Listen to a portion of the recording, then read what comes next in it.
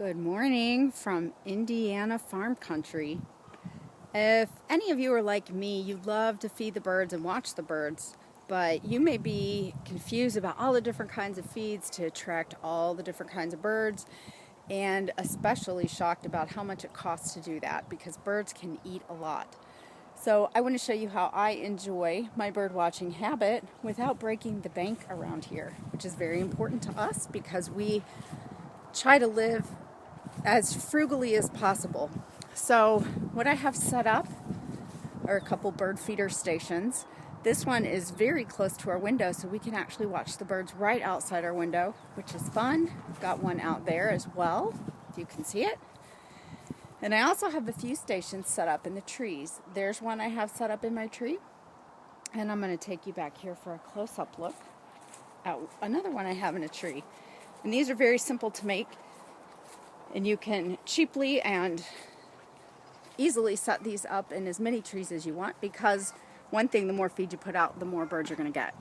But I keep this very simple and really just do 4 to 5 ingredients to feed my birds. And you'll see here is a little wooden setup that my son built. It's very simple. It's just into the tree with a suet feeder, and I use woodpecker suet.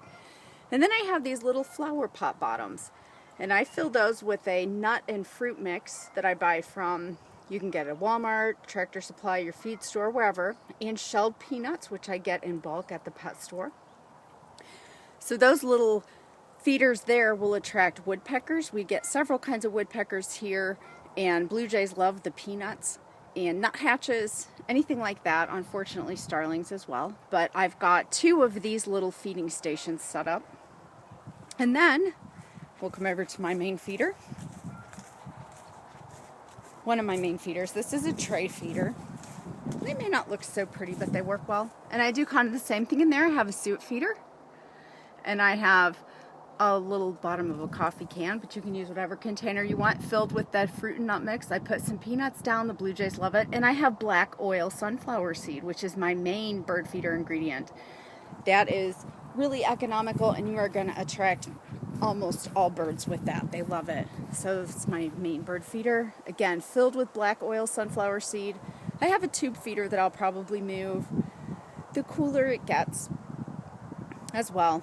And the other thing that I do put out sometimes are mealworms, especially in the spring for the bluebirds. This is the holder of a little tray I got at Wild Birds Unlimited. The tray is being washed right now, but I'll put some mealworms out.